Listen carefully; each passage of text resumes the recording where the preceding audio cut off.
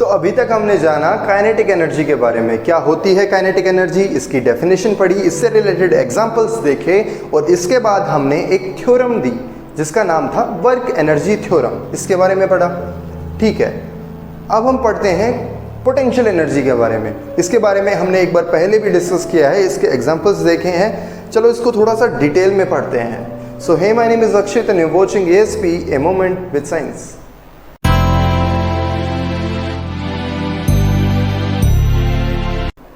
अब मेरे हाथ पे रखा हुआ है एक ये छोटा सा बॉक्स। ठीक है, हमने मान लिया इसके अंदर कुछ वेट है। ठीक है, मैं इसको आराम से उठा पा रहा हूं। अब मैंने क्या किया, इस बॉक्स को उठा के थोड़ा सा ऊपर ले गया। मैंने देखा जब इसको गिराया मैंने, मेरे हाथ पे कुछ खास फर्क नहीं पड़ा। ठीक है, कोई बात नहीं। अब मैंने थोड़ा सा और ऊपर उठा के इसको, जब मैंने ध्यान से मेरे हाथ को ऑब्जर्व करना, जब मैंने इसको नीचे गिराया मेरा हाथ एकदम से नीचे की तरफ हुआ। यानी कि जब मैंने इसको ऊपर उठा के नीचे की तरफ गया, मेरा हाथ एकदम नीचे की तरफ थोड़ा सा मूव हुआ, एक शॉक लगा। इससे हम क्या कह सकते हैं कि ये बॉक्स था, इसके अंदर मेरे हाथ को यहाँ से डिस्प्लेस करने की एबिलिटी पहले नहीं थी, लेकिन जब ये थोड़ी सी हाइट पे जाता है यानी कि अपनी पोजीशन चेंज करता है, तो इसके अंदर थोड़ा सा मेरा हाथ हिलाने की, हाथ को डिस्प्लेस करने की एबिलिटी आ गई। इस एबिलिटी को हमने प्रीवियस क्लास में क्या नाम दिया था, एनर्जी का। और ये एनर्जी इसके अंदर आई कहाँ से, इसकी पोजीशन में चेंज आने की वजह से।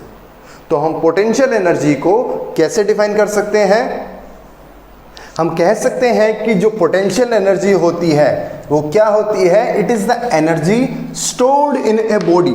किसी भी ऑब्जेक्ट या बॉडी में वो एनर्जी वो किस वजह से आती है, by virtue of its position, उसकी पोजीशन में चेंज आने की वजह से जो एनर्जी उसके अंदर आती है उसे हम किसका नाम देते हैं, पोटेंशियल एनर्जी का। बात क्लियर है। यहां से हम एक और एग्जांपल भी देख सकते हैं। देखो, मैंने एक छोटी सी दीवार ले ली मान लो, या फिर कोई भी मैं कहूँ एक मटेरियल ले लिया, इससे मैंने एक स्प्रिंग को अटैच कर दिया। स्प्रिंग जानते हो ना, पहले देखा होगा कई बार आपको, जो खिलौने होते हैं उनमें भी छोटे छोटे स्प्रिंग होते हैं। देखो, स्प्रिंग को मैंने एक बॉक्स से अटैच किया, छोटा सा बॉक्स है। दूसरी साइड में ये बॉक्स यहाँ पे रखा है, एक और बड़ा बॉक्स। ठीक है, ये दोनों रेस्ट पे हैं, इनिशियली कोई मूवमेंट नहीं है यहाँ पे।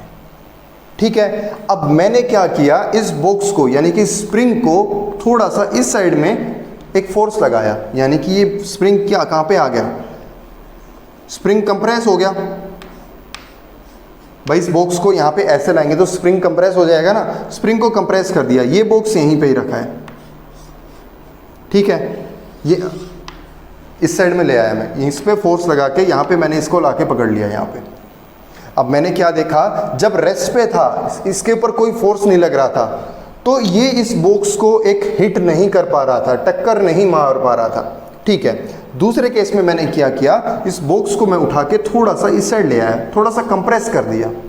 अब यहाँ पे लाने के बाद जब मैंने इस बॉक्स को छोड़ दिया तो ये क्या करेगा, तुरंत इस साइड में भागेगा। अब मैंने क्या देखा, ये इस साइड में भागते हुए इसने इसको एक हिट किया, टक्कर मारी। यानी कि जो पहले काम ये नहीं कर पा रहा था, मैंने इसके अंदर इसको कुछ एबिलिटी दे दी काम करने की। वो किस फॉर्म में दी है, इसकी पोजीशन को यहाँ से यहाँ पे लाने से, यानी कि इसकी पोजीशन में चेंज लाने से। यानी कि इसको जो एनर्जी मिली वो कहाँ से मिली, पोजीशन में चेंज आने की वजह से। तो यानी कि इस एनर्जी को, इस एबिलिटी को हम क्या कह सकते हैं, पोटेंशियल एनर्जी। यानी कि जो स्प्रिंग में एनर्जी आती है कोई भी काम करने की, वो किस वजह से आती है, उसको कहते हैं पोटेंशियल एनर्जी। एक जो गन होती है, गन का जब हम ट्रिगर दबाते हैं, ठीक है, तो ट्रिगर दबाने पे जो स्प्रिंग होता है वो स्प्रिंग ही काम करता है। तो वो भी किसका एग्जाम्पल है, पोटेंशियल एनर्जी का। क्लियर है। अब पोटेंशियल एनर्जी के बेसिकली 3 टाइप होते हैं, चलो उनके बारे में पढ़ते हैं। पहला पार्ट आपके पास आता है ग्रेविटेशनल पोटेंशियल एनर्जी, नाम से ही क्लियर है, जिसमें ग्रेविटी का इन्वॉल्वमेंट होता है। ग्रेविटी की वजह से जो एनर्जी आती है, जैसे एग्जांपल से समझते हैं, ये अर्थ का सरफेस है, मान लो कोई भी सरफेस है अर्थ का, इसके ऊपर हम एक बॉक्स को यहाँ पे ले आए, मान लिया ये हमने h हाइट पे हम इस बॉक्स को लेके आ गए, ठीक है। इसका मास हमने मान लिया m, ठीक है। मास m है तो वेट कितना होगा? वेट क्या होता है? फोर्स होता है ना एक तरीके से, जो कि डाउनवर्ड डायरेक्शन में लगता है, m इंटू जी, ये हो गया वेट।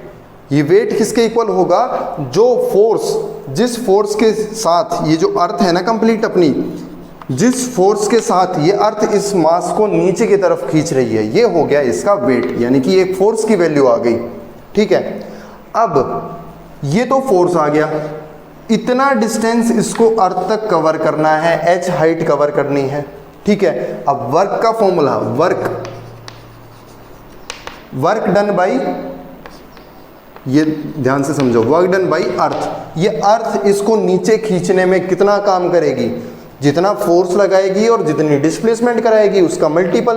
वर्क डन का फॉर्मूला पढ़ा है ना, F इंटू एस, यानी कि फोर्स कितना है?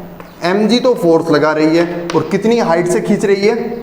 h, तो कितना आ गया? mgh, ये आ गई वर्क डन की वैल्यू।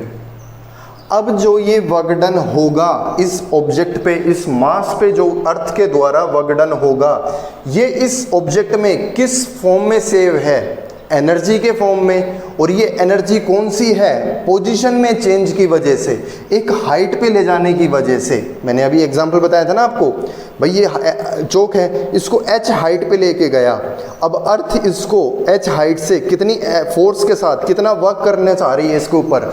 mgh। और वो वर्क ही इसकी फॉर्म, किस एनर्जी में किसके सेव है? पोटेंशियल एनर्जी के रूप में सेव है। यानी कि यहाँ से हमारे पास gravitational GPE, gravitational potential energy का फॉर्मूला क्या आ गया? mgh, ठीक है। आगे समझ में, कोई भी ऑब्जेक्ट h हाइट पे रखी है तो उसके अंदर कितनी एनर्जी है, कितनी पोटेंशियल एनर्जी है, इसका फॉर्मूला क्या है? mgh। क्लियर है? सेकंड टाइप पढ़ते हैं, देखो। नेक्स्ट जो टाइप आता है आपके पास वो है elastic energy, elastic potential energy. अभी मैंने आपको एक एग्जांपल बताया स्प्रिंग का। स्प्रिंग के अंदर जो उसकी पोजीशन में चेंज लाने से, यानी कि उसको कंप्रेस करने से या उसको खींचने से जो एनर्जी आती है, उसे हम बोलते हैं elastic potential energy. Elastic word का मतलब आप चैप्टर नंबर 7 जो कि मैकेनिकल प्रॉपर्टीज ऑफ सॉलिड है उसके अंदर पढ़ोगे, ठीक है। इसका क्या फॉर्मूला होता है, कितना होता है, ये हम आने वाले लेक्चर्स में इसी चैप्टर में जानेंगे। अगला टाइप है आपके पास इलेक्ट्रोस्टैटिक पोटेंशियल एनर्जी। चार्जेस से कुछ डीलिंग है, चार्ज के बीच में जो अट्रैक्शन रिपल्शन होता है उनके अंदर जो एनर्जी आती है वो है इलेक्ट्रोस्टैटिक पोटेंशियल एनर्जी। ये आपके +2 का सिलेबस है। अभी के लिए इलास्टिक पोटेंशियल एनर्जी और आपने जो पढ़ा है अभी ग्रेविटेशनल पोटेंशियल एनर्जी। क्लियर है यहां तक?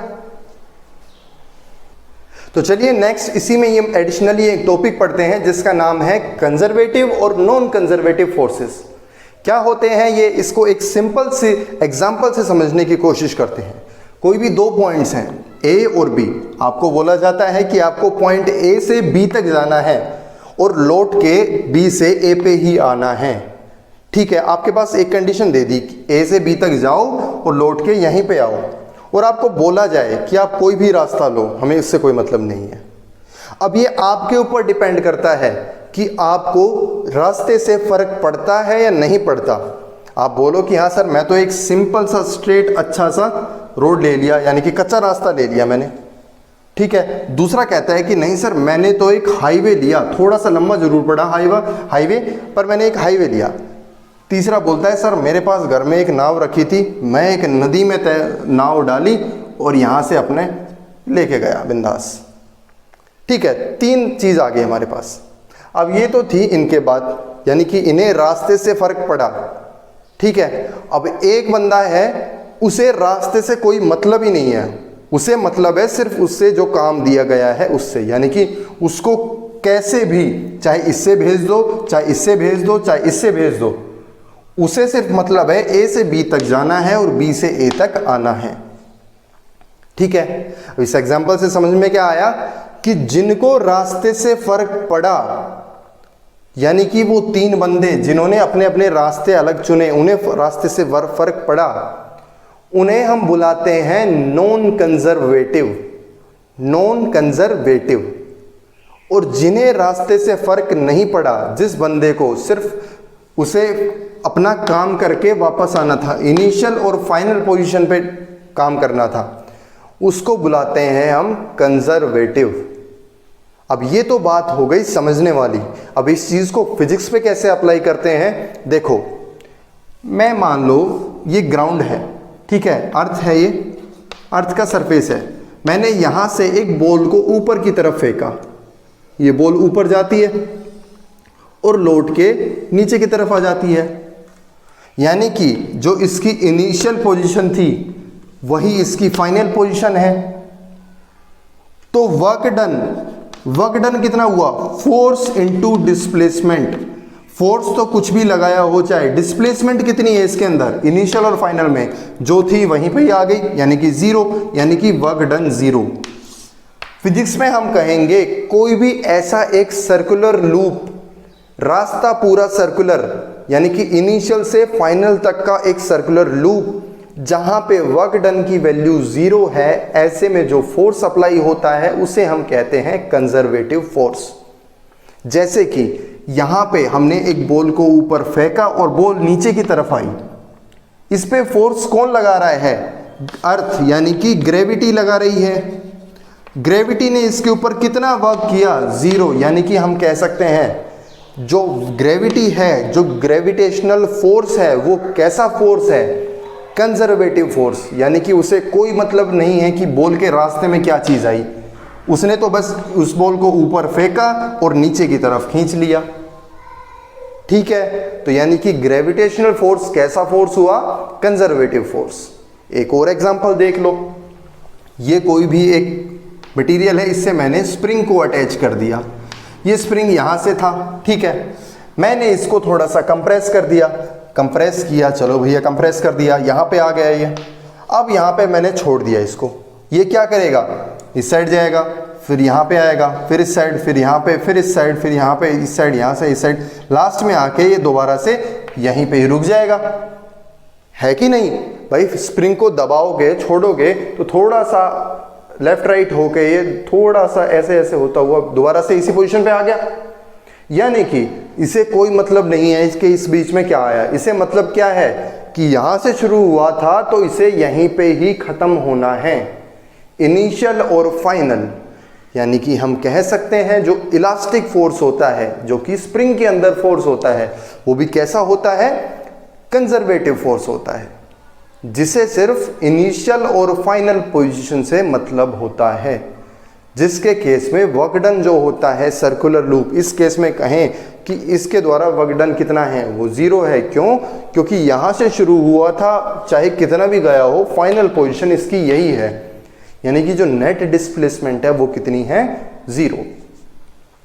आया समझ में कंजर्वेटिव फोर्स क्या होते हैं, उसकी डेफिनेशन क्या होती है, एग्जांपल्स देख लिए। अब चलिए देखते हैं नॉन कंजर्वेटिव फोर्सेस। अब बात आती है नॉन कंजर्वेटिव फोर्सेस की। से समझने के लिए फिर से हम दो पॉइंट लेते हैं, मान लिया पॉइंट ए और पॉइंट बी, ये आपका घर है और ये आपका स्कूल है।